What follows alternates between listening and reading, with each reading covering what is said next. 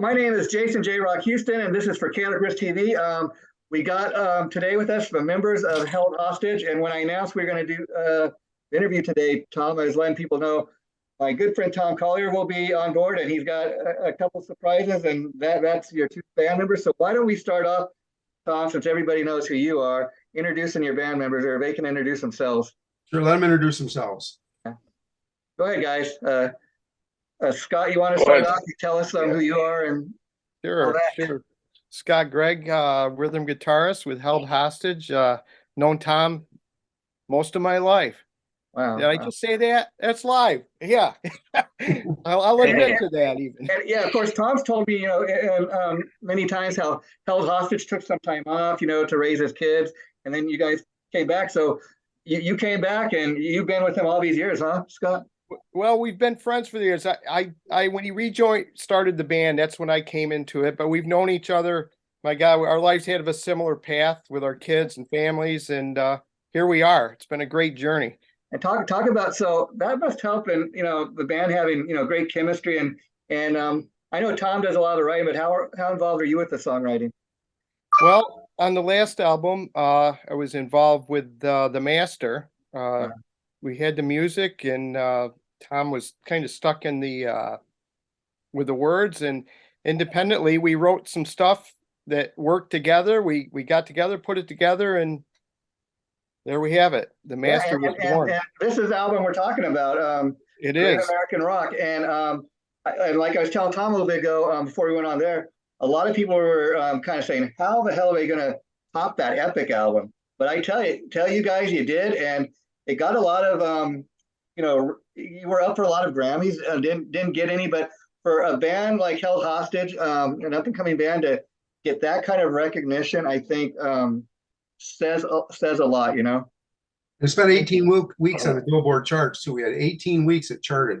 And then there's 9 out of 12 songs. 9 out of 12 songs charted in their top 500 off that album. That was pretty damn good, we thought. We were very happy about that. Yeah, in fact, it kind of reminds me, as I was doing a show last night about Bob Ezrin, and we were talking about how he produced, one of the albums he produced was The Wall.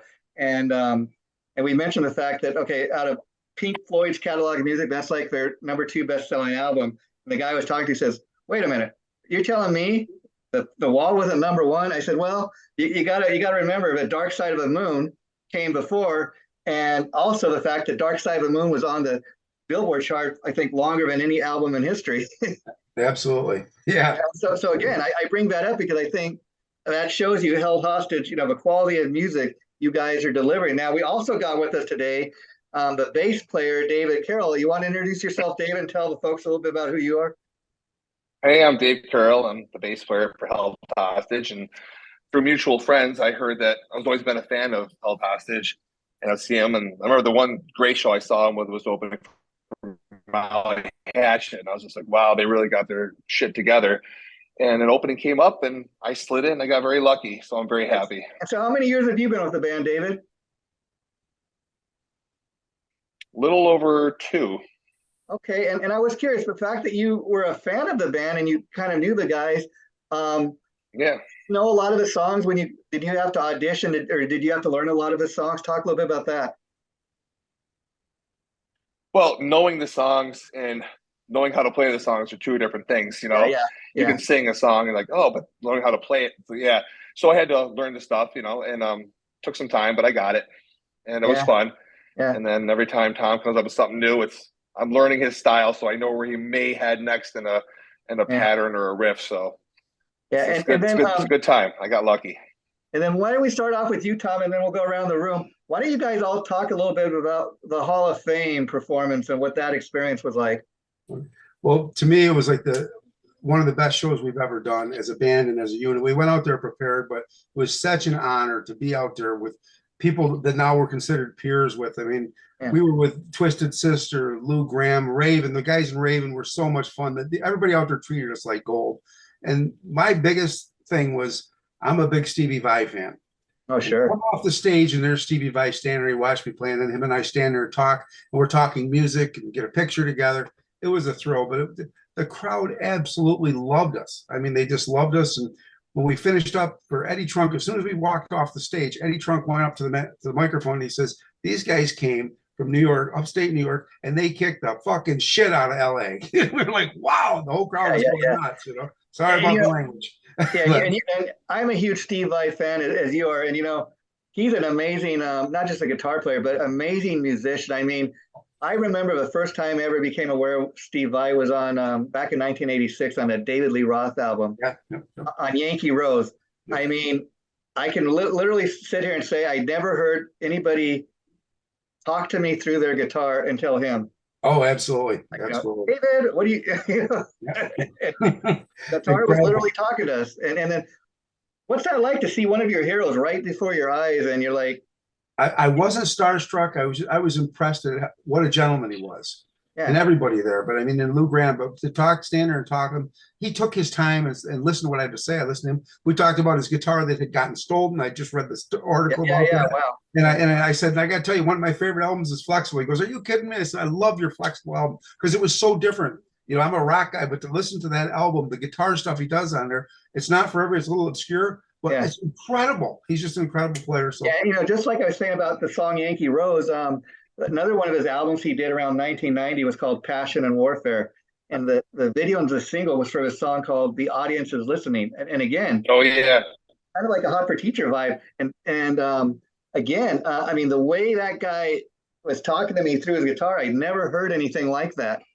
Yeah, no, an amazing player, but also just a total gentleman, just very nice, very humble guy. No ego at all. Stood there, laughed, joked, and he wanted to talk music, and that was really neat to me. That was important. And how about you, Scott? What memories do you have from the Hall of Fame performance? Well, the guys from Raven, first off, were just fantastic. I mean, what gentlemen, you know, those guys have been around for a long time. I remember when they first hit the scene, I was in college, and just their humor on stage and just how they just, you know, basically said, hey, what do you need? You need anything? Here, I'll help you out. Hey, whatever. Let me go back. If you need something else, let me know. Come back. I got it. You can have it. You know, of course I was all set, but just so cool. And I think the other thing that really was great, obviously with performing there and Eddie Trunk backstage and just the whole thing going on, but also Lou Graham, you know, from Foreigner. The voice and what a gentleman. I can't say enough on what a gentleman he is. And the voice that, you know, a lot of us grew up, it was on the radio in the late 70s. I mean, you turn the radio on, Foreigner's on the radio. Yeah, you know, I will say this, like when you hear the name Lou Graham, you don't immediately think of metal. Foreigner's much more closer to hard rock and classic rock to me. But you know what? I don't really have a problem with that. I'll tell you why, because I think it's well deserved. I mean, I'll sit here and tell you guys, I think the Hall of Fame has got a lot better idea than like the Rock and Roll Hall of Fame or even the Grammys, you know? I mean, so while people may not think of Lou Graham as a metal artist, you know what? It's well deserved. So good for the Hall of Fame for inducting him. Yeah, it was awesome. And also he's kind of our neighbor, you know, he's just up the road a few miles in Rochester. And so that was cool. Yeah. And how about you, David? What do you remember from that night? Oh, the trip was awesome with these guys flying on the plane and driving and staying in the house was awesome. But Raven blew me out of the water. I've always wanted to see them and how three people make that much noise. And he was playing with one hand, talking to the audience with the other, and hitting these falsetto notes that were incredible. And I'm like, I cannot wait to see them on their next tour. Yeah. And then especially Twisted Sister. Yeah. Yep. And let's be honest, you know, you and us, ever seen them, you know, and I always wanted to see. Yeah. Let's be honest, you and Scott just bringing up Raven. I mean, to me, like I was saying about the Grammys and the Rock and Roll of Fame, like I never imagined Raven is going to be awarded a Grammy by even in the metal category by the Grammys. But you know what? Again, good for Metal Hall of Fame for finally recognizing these guys that have been around. Amazing. Yeah. Well, another Twisted Sister. Yeah. Was amazing. Dee Snider, 67. He looks 37. And he's got the voice and the attitude and the stand-up of a 27-year-old man. He blew me out of the water. I didn't realize how – I knew they were good, but hearing them on cassette record or CD is one thing, but hearing them like 2 feet in front of you is like, wow. So I was very lucky to be with my buddies. Long See time them. Twisted fan myself, and I got to tell you guys, I was laughing, reading people online talking about, oh my God, Twisted Sister, they said they would never play again. Are you kidding me? I mean, we got maybe what is going to really now be the final shot of Twisted Sister, and so I bet everybody in that venue last night, I bet nobody watching them up on stage had a problem with them being up on stage. Everybody loved them. They were just incredible. And I mean, the energy I stood backstage watching them and filming them. Scott and I did. Dave sat out front. We had passes, all access passes, but it was just so incredible to be back there. And he said, I'm not going to say this is our last show. He said, I'm never going to say that. He said, but you probably won't see Twisted Sister again, is what he said. Yeah. You never know, but yeah. And so so he didn't want to close the door. Do you remember what songs Twisted Sister performed? Let's see. Can't kill rock. What did they do, guys? Stop. Can't Stop Rock and Roll. Can't Stop Rock and Roll. Yeah. And We're Not Going to Take It. And yep. Under the Blade. Oh yeah, Yep. yeah. Oh, great stuff. Great stuff. Yeah. About the PMRC thing with Tipper Gore. Yeah. Yep. I was fortunate to see Twisted Sister, and I believe it was their first tour back in 1983. Yeah. They came through upstate New York, and they had a new unsigned band at the time. Was their opening act by the name of Queensryche. Wow. Yeah. What a show! What a show! And and here we are. 40 years later. Yeah. It's amazing. And so, and talk about Tom, because I've seen, as Dave was talking about getting on the plane and that when you guys were in the airport, you're on your way to LA. You were posting pictures so the fans could check out the trip. That's a pretty cool thing you did. And how much did you enjoy being in LA? And was it just for the day or what? We loved it. So when we landed in Detroit on the trip out there, Dave calls me over. We're sitting and having lunch. There's a guy there with a guitar, and it turned out it was from Metal Church, Steve Unger from Metal Church. We had lunch with him. Then we get out to LA and we run into our good friend Mark Lopes, who just tells us they're going to announce I'm singing with Metal Church. Wow. We're like, we were just with your bass player. Yeah. It was so much fun. Our fans really enjoyed us documenting the trip, and LA was a blast. I mean, we had a big house out there with an in-ground pool, and we got to bond together as guys, and that's the way we travel. Instead of going to hotel rooms, we'll get a house out there, and it's so much better. We had like a 6-bedroom house, and it was a lot of fun. And I think nobody had a bad time, and we just got to hang out as guys and just do things together, which was nice as a group. And we got to meet with some of the people from our record label out there, and Michael Brandvault was there. He came and he hung with the band and was backstage with us and stuff too. I mean, it was really nice to meet people we've talked to but had never met in person. I thought it was a great experience. What do you guys think, Dave? What do you think? It was incredible, especially with Mike, because I'm a huge Kiss fan and three sides of the coin. I was just like, holy cow, I'm hanging out with him. It's just amazing. Yeah, I love that podcast. I mean, in fact, initially the way I first hooked up with Tom as far as getting to interview him was through Michael, and he nice. When I get done talking to you guys today, I got another interview with one of his clients, Cherry Street, that they used to be big on the Sunset Strip years ago, and they just reissued one of their previous albums on Paris Records. But he's great at what he does, and talk about, I mean, I don't know too many publicists that go to that length of, hey, I'm going to travel with the band and I'm going to go see them perform, all the way out at LA. He did it with Wasp too. He went on the Wasp tour. He rode the Wasp tour bus with them at the beginning of their U.S. tour. Yeah. We told him we were coming out there. He says, listen, I'll meet you guys. He lives in San Francisco. He says, I'm coming to LA. So we picked him up at the airport and we dropped him off at the airport when we left at the same time. We all left at the same time. It was nice. We got to hang out a couple of days with him. It was a fun time. And he's a very knowledgeable guy. And everybody knew him. I mean, we're standing there and the manager of Twisted Sister, he says, oh, Tom, here's Danny so-and-so from Twisted Sister. Oh, well, thanks. I was like, everybody knew him out there. Oh, sure. It was really a nice time. And I think it was an experience. And Scott, what did you think? Oh, it was fantastic. What an experience. The travel was quick. It was a quick trip, but just the excitement and to be in Southern California was very cool. I mean, have you guys ever played out in LA? I mean, that would be your first time. No, we played the NAMM show with Metal Allegiance before. We were their direct support act back in 2019.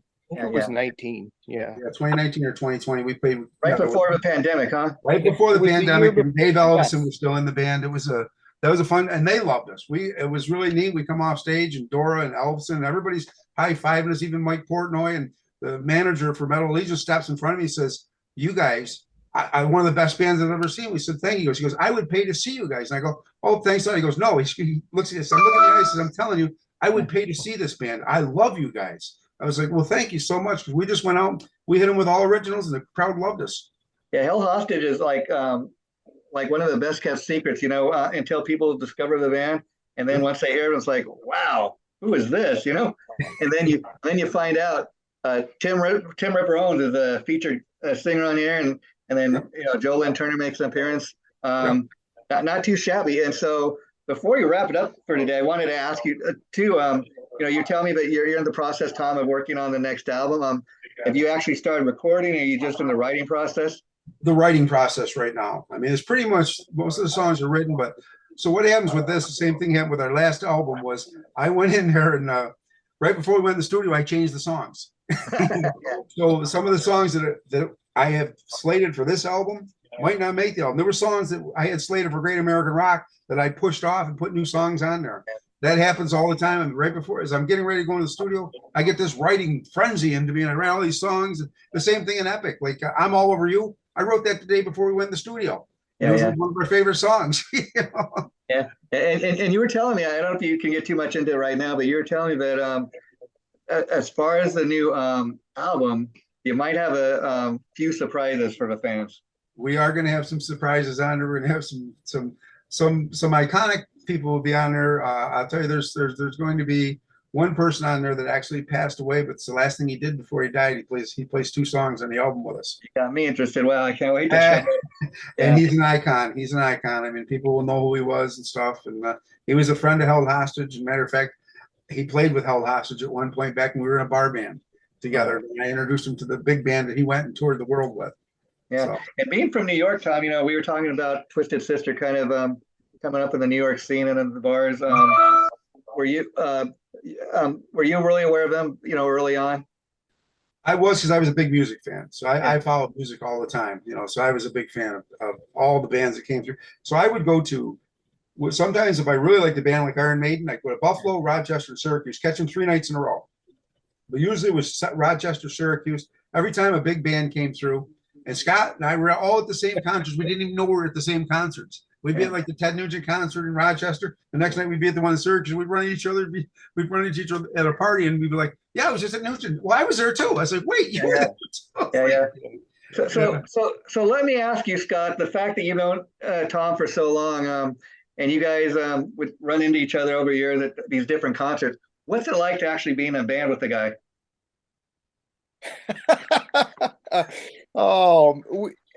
There's times where I don't think I've ever laughed as much.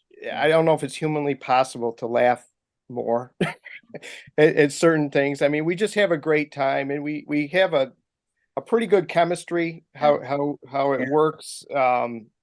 It's very hard to explain. I get it just talking to you guys. That's why I asked, because, it was actually Tom's idea. I was just used to always interviewing him by himself. And in fact, as a friend of mine, because I'm not too tech savvy, I've recently learned how to do these Zoom interviews. And my friend really encouraged me to learn how to do it. And it was Tom the last time. He said, "You know what? Why don't next time we do this, I bring some of the other guys in the band along with me." And I think that is cool, because then you get not just Tom's perspective, but a couple of other band members' perspective about the band. And I think that is a really cool vibe, There's a joint effort with all of us, so these guys need to get the credit too. It's not just me. And what's cool about that, Tom, is that, so many of these well-established bands that have been around, one that comes to mind, like Rat, very successful band, but the guys in the band, they just are always feuding. They hate can't even stand each other enough long to, go in and record, and they just are not getting along so much that we just won't do it anymore. I mean, could you even imagine being in a band like that? Well, we socialize together. We'll go boating together. Dave will come out and go boating. Scott will go boating. We'll go out and have drinks, or go to dinner and stuff like that. We generally like each other. We all get along good. We all have the same vision for the music too. We're working towards the same goal, putting out a great product, having fun, and helping people. And these guys are a bunch of great guys. I'm really proud of them. I think that has a lot to do with why this is such a great sounding album, because I imagine when you've got a band full of guys where, well, Tom may be the principal songwriter, everybody feels like they get to contribute somewhat. They do, and they all do. Absolutely. Everybody. That's why I wanted these guys on here. People need to know that I'm not held hostage. Us together are held hostage. Well, so Scott, you're a guitar player, right, Scott? I'm sorry? You're a guitar player, right? Yes. Yeah. So how oftentimes does a song maybe start with one of your guitar riffs? Like when you guys are writing? Well, usually Tom has put together a lot of the songs, and sometimes I'll get a phone call from him or a text message at 5:30, 6 in the morning. Hey, I just put together this riff. You got to hear it. Play it over the phone, or somehow during our day, I'll try to get over and see him, and we start putting it together, and just understanding Tom's style, his playing style, and it's taken me some time to really learn that, and he does have a very distinct style, and you have to listen to catch it sometimes, and we have a lot of fun putting that together. It really does. And then what happens is you just get the feel of the song, and then it just goes. And how about you, David? Like, talk a little bit about when you guys are writing songs. How much do you get to do on the bass? Is it a matter of you guys just kind of riffing around, or you usually got your bass ideas all together by the time you're in the studio? Tom's got pretty much the songs set, and then here's the structure, fill it in, come up with your bass lines, come up with your runs, and make it fit. So it's very a lot of artistic freedom. Yeah. And so before we wrap it up, guys, and say goodbye for today, I really enjoyed meeting David and Scott. You guys are welcome back anytime. Thank you. Before we go, though, Tom, you want to let us know, and everybody can go around and say goodbye, what you're currently up to, what you're working on? Sure. So we're April 1st on my birthday, we're going to be doing a big concert here. We're honoring the veterans, and all veterans come in free. And we're also doing a thanks to the community, because we've got thousands of fans. We're doing a $5 concert. Wow. We have 3 bands out of us, and Held Hostage is going to play an hour and a half to 2 hours straight of all Held Hostage music. Nice. At the end of it, we don't do cover songs, but we're going to bring on and do what's called an all-star jam. We're bringing people from the community that we know play in from other bands. There's probably, what we figure, 7 guitar players, 4 bass players, 9 singers. We're just going to have one heck of a jam. But the next thing coming out for Held Hostage is going to be our new album, and we've already named it. It's called Rescue Me. Held Hostage, Rescue Me. And I guarantee it's going to be the best thing Held Hostage has ever done, bar none. Yeah. Of course, we'll beat it with our next album after that, but Rescue Me. I love the fact that you're rescuing people with your music. And so I think, Tom, we will definitely have you guys back after April 1st, and we can talk about how that show went. And again, I love getting a chance to talk to you guys like this. It's a lot of fun. So we will definitely do that. The interview we just did is probably going to go up sometime next week. I'll let you guys know, and feel free to post it on all your sites. We will. We will. Take care, my friend.